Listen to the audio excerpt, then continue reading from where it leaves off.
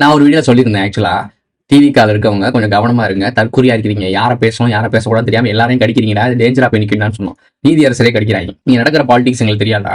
யாரை பேசணும் யாரை பேசக்கூடாது எங்களுக்கு தெரியாதா? அவன் எப்படா எவன்டா சிக்குவான்னு வெயிட் பண்ணிட்டு இருக்காங்க. ஸோ அப்போ அவங்களுக்கு ஈக்குவல் நம்ம ஓடும் போது எவ்வளவுதான் நியாயமாகவும் எவ்வளவுதான் தர்மமாகவும் எவ்வளவுதான் அவேர்னஸ்க்காகவும் பேசினாலும் இங்க மண்டேல எதுவும் இல்லைன்னா தூக்கிட்டு போய் சிதைச்சிருவாங்க. ஸோ மாட்டிக்கிட்டாங்க. 3 பேர் இதை போய் தூக்கிருக்காங்க. நிறைய பேர் இருக்காங்க. நான் 3 பேர் ஹைலைட் பண்ணி தூக்கிருக்காங்க. ரொம்ப ஓவரா பேசிட்டு பயன்படாது 3 பேர்.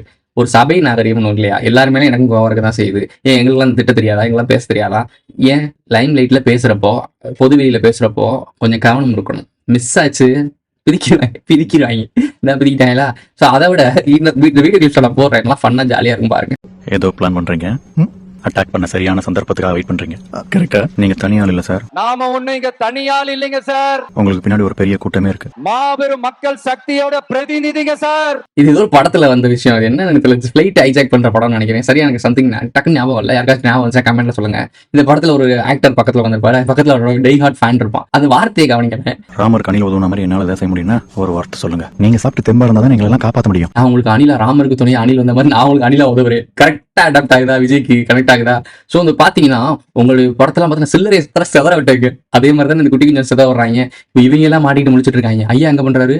எஸ்கேப் ஆயிட்டாரு. வீட்டுல வந்து நல்லா சாப்பிடுறாரு. சாப்பிடுறத வச்சு அது இவங்க ஸ்டார் சாப்பிடுறாருல, சாப்பிடுறத கூட இவங்க ஆச்சரியமா பாக்குறாங்க. ஏன்னா அவரு நார்மல் பீப்புள் இல்ல.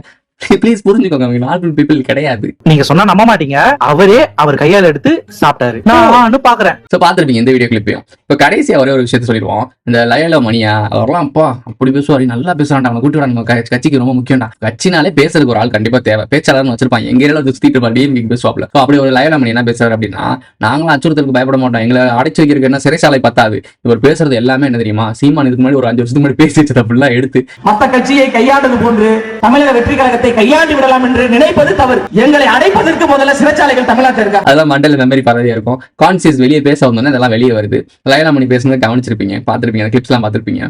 சிம்பிளான விஷயம். இங்க எல்லாமே உங்களை ஏமாத்துறதுக்காக மட்டும் தான் நடக்குது. இவ்வளவு வாய் பேசுறாங்க இல்ல. இப்போ கைதுன்ற நடவடிக்கை வந்து புஷியானது கடல் கடல் நடுக்கடல நண்டுபிடிக்க போயிட்டாரு. இவர் என்ன, நான் வீட்டுக்குள்ளதான் இருக்கேன் சார், என்னை வந்து என்ன வேணா பண்ணுங்க, என் தொண்டர்களையும் தோழர்களையும் எதுவும் பண்ணாதீங்க, பண்ணாதீங்கன்னா நேரா போய் நீங்களே கைதாங்க, வாங்க யாரும் எதுவும் பண்ணாதீங்க, இதுக்கெல்லாம் நான் தான் பொறுப்புன்னு சொல்லி ஒரு வீடியோலயே இதுக்கு நான் ரெஸ்பான்சிபிலிட்டி எடுத்துக்கிறேன்னு சொல்ல தெரியல. டைரக்டா சொல்லிருக்கலாம், இதுக்கு நான் தான் ரெஸ்பான்சிபிலிட்டி, நானே போய் கைதாகிக்கிறேன் அப்படின்னு சொல்லிருக்கலாம். இது ஒரு தலைவனுக்கு மரியாதை. அப்படி நீங்க இருந்தீங்கன்னா சீரியஸ்லி நான் பரவாயில்ல, எப்பேற்பட்ட தலைவன் பார், மக்களையும் அவனுடைய ஃபாலோவர்ஸையும் போய் மாட்ட விடாம நமக்காக அவரே வந்து சரண்டர் ஆடாது அப்படின்ற மாதிரி ஒரு ஹைப் கிரியேட் ஆகும். உங்க சுத்தி இருக்க எல்லாம் தற்கொலையா இருக்காங்க.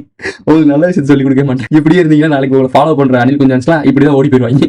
ரொம்ப நேரம் வெயிட் பண்ற போல. உட்கார மச்சான். நான் ரேபிடோ புக் பண்ணி போயிடுறேன்.